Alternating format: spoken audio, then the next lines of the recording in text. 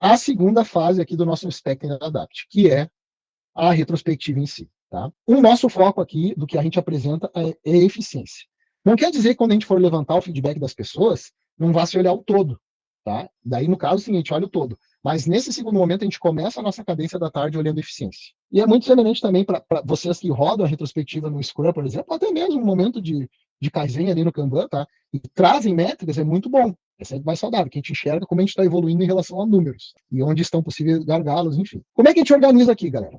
Primeira coisa, então, olha só que bacana, a gente já traz uma evolução desde o Q1, no início do ano, até o Q4. Comparando o quê? O percentual do plano entregue, o que surgiu de escopo adicional e o quanto a gente precisou replanejar as entregas ao longo do trimestre. Então, olha só que bacana como a gente vai sentindo aqui uma evolução. Tá? No primeiro, lá no Q1, a galera não tinha muita prática ainda, né? O processo em si era novidade para todo mundo, o pessoal ainda não tinha nenhuma base histórica para saber o quanto os times iam, de fato, conseguir trazer de entregas e ficou bem livre. Né? Basicamente, eu disse assim, galera, tragam tudo que vocês acham que vocês têm condições e que precisa ser entregue no trimestre. Bem caos mesmo. Primeira vez que a gente roda é assim, é mais para a galera sentir a execução. Uma fase muito de aprendizado. Então, obviamente, né, de tudo que se planejou, 34% do plano entregue. Escopo adicional, né, foi o total de 11% e replanejamos 27% de tudo que foi planejado. E aí foi evoluindo, ó, no Q2, já entregamos melhor, entregamos 60%, porque aqui o pessoal entendeu, colocamos muitas coisas. Não temos capacidade de fazer 180 funcionalidades. Aqui diminuiu para 100 e poucas. Teve menos escopo adicional, pouco mais de replanejamento.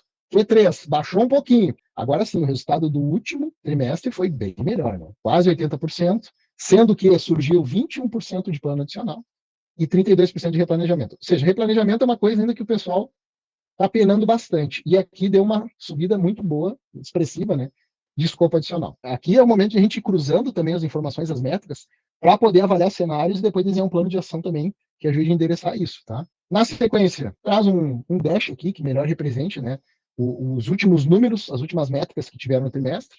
Então, o total de entregas de 66 planejadas, se entregaram 51, tá? 7 ficaram em execução. A vazão média de 30 dias aqui foi de 17 funcionalidades. Lembrando que aqui a gente está falando de funcionalidade, tá, pessoal? Sempre que a gente estiver falando de PI Planning, Program Board, entrega trimestral, a gente vai falar de, no mínimo, funcionalidade para cima. A gente não fala de User Story. User Story a gente trata só nas iterações ali, né? Dentro das sprints.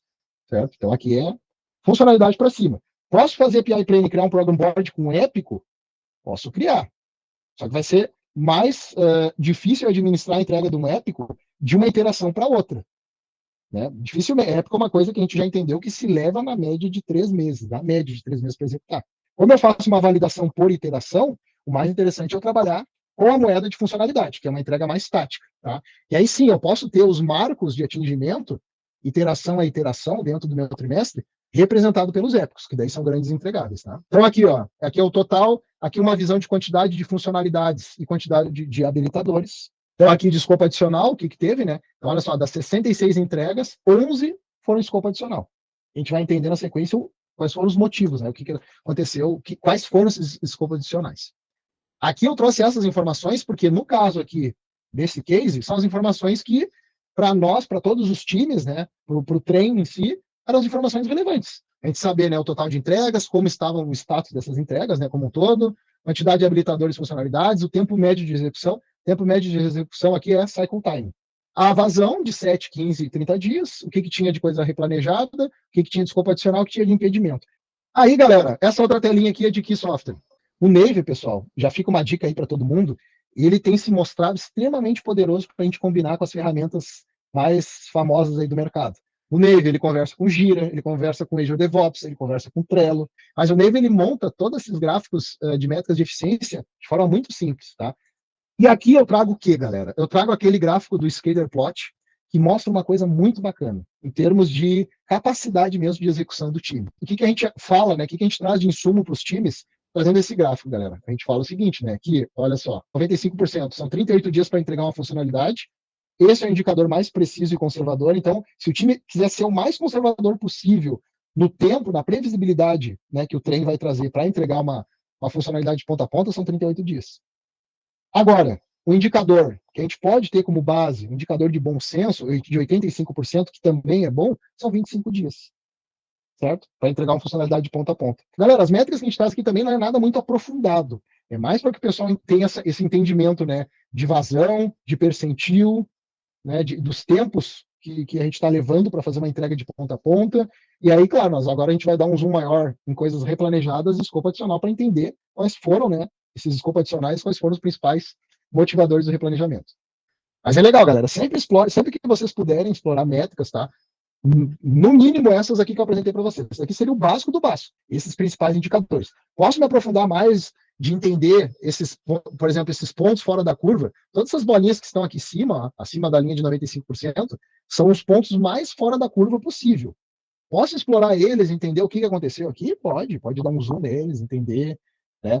E sempre com o objetivo de nunca, isso é uma entrega de time, né? Nunca naquele viés de buscar culpa, né? Mas não, entender o motivo para a gente trabalhar e tentar evitar, né, no próximo trimestre, esse tipo de situação que aconteceu e, de fato, jogar essas entregas, né, num lead time muito grande, tá?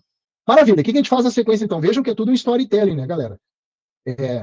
O que foi entregue, o que movimentou o ponteiro de negócio, eficácia, falando já de métricas e eficiências, um comparativo dos quarters, tá? Aqui é a última foto do dashboard, que representava ali o dia a dia das entregas, tá? Aqui o percentil no final do trimestre, que representou, isso daqui já traz uma boa base, uma previsibilidade para a gente planejar as coisas para o próximo quarter, isso que é muito importante, tá? E aqui a gente vai dar uma olhadinha, então, para os dois últimos fatores, que é replanejados e adicionais. Então, justificativas do que foi replanejado, que é o que de fato mais pode acontecer dentro do plano, né?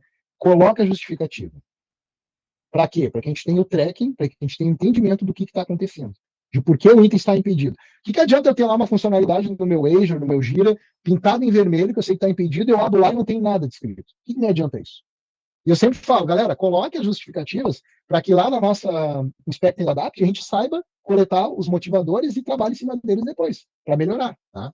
Aqui tem os motivos, né? O que foi adicionado de fato. Tá? Então, tudo isso é uma organização. Vejo como envolve disciplina, né, galera? Como a gente fala, né? Por isso que a gente diz, mas né, é muito besteira aquilo em relação ao ágil. O ágil tem que seguir menos processo, a gente tem que ser menos burocrático. Nada disso. Se a gente não tiver uma organização, uma disciplina, né, os nossos acordos bem feitos, as políticas explícitas, as regras do jogo muito claras, vira bagunça. No momento que virar bagunça, é igual horse, eu vou estar executando coisas que não seguiram nenhuma validação, nenhum padrão específico para a gente executar, né? E aí é aquele cenário caótico que a maioria das empresas vivem, né? Então, galera, trabalhei aqui, né? Entendi no detalhe as justificativas dos replanejados e os itens que foram adicionados. Show de bola. Tenho todos os insumos de eficácia e eficiência. Apresentei tudo isso para o trem, né? Para o conjunto de times. Detalhe, quem vocês acham dessa galera que está aqui que de fato deve participar desse segundo momento aí, que a gente está olhando métricas de eficiência, entendendo mais no BIT o que aconteceu, o motivo de replanejamento. Na sequência, a gente vai fazer a coleta de feedbacks. Quem participa aqui? PMPO, Argileiros. PMPO, Argileiros. Time. Participa? Time, né? participa. É o momento da voz das pessoas, né? Se tirar o time aqui, cara, nem roda essa parte, tá? Stakeholder, galera, quem não teve participação no dia a dia, de fato, na execução das coisas, não participa. Sponsor, será que participa? O sponsor, ele pode entrar no final para ver o resultado final desse momento. Tá? Ele não precisa participar do processo de construção em si. Até porque, de alguma forma, isso pode inibir um pouco as pessoas. Vamos considerar que existem empresas, culturas e culturas, cenários. Tá? E outra, geralmente, quando a gente fala sponsor aqui, a galera é muito estratégica. Que, sim, tem um envolvimento muito de decisão e priorização dentro do nosso trimestre, dentro do processo, mas não é a galera que está muito no dia a dia da execução. Eles, de fato, não entendem, não acompanham muito essa parte mais tática operacional. Nesse ponto, eles não precisam participar da dinâmica como um todo, nem dessa parte aqui de levantamento e apresentação de métricas de eficiência. Agora, olha só que interessante, daqui a pouco vai se entender o quê? Mas 21% desse escopo adicional foi porque os nossos sponsors estão empurrando goela abaixo coisas não planejados no meio do caminho. Tá, então, por esse motivo aqui, o sponsor precisa estar desde o início? Não precisa, mas nós vamos pegar esse ponto, vamos trabalhar, vamos dar visibilidade disso, criar um plano de ação, e quando o sponsor entrar bonitão lá no final nos últimos 30 minutos, ou última uma hora da cadência aqui, ele vai poder entender qual foi o plano de ação desenhado pelos times. É muito facultativo se o sponsor quer participar ou não. Geralmente, os sponsors não participam, por decisão deles mesmos, tá? Porque aqui a gente discute coisa muito operacional mesmo. Geralmente eles não querem participar, mas eles querem ter visibilidade do plano de ação. Para eles é importante. pelo menos essa participação no final de apresentação. Vocês veem que alguém que vai ajudar vocês no processo para trazer mais pontos relevantes, deixa participar. Aí vai muito do cenário, de pessoa para pessoa. Então tá, galera, apresentamos todos os insumos aqui, o que a gente faz?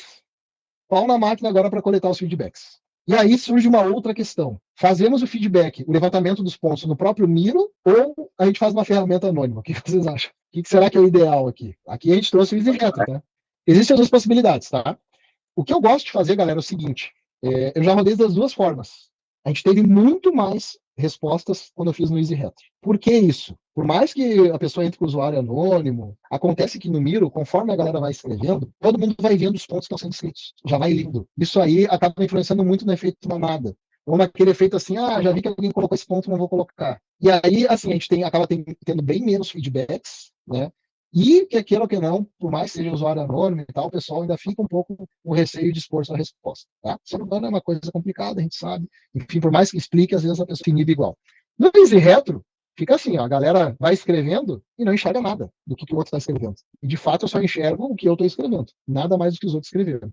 E aí aparece um monte de coisa, tá? É bem mais livre, dá mais segurança, inclusive, para as pessoas. Eu dei 15 minutos para a galera responder essas duas perguntas. O que funcionou bem nesse último trimestre, o que não funcionou bem nesse último trimestre. Simplicidade, objetividade, a gente chega no melhor resultado possível.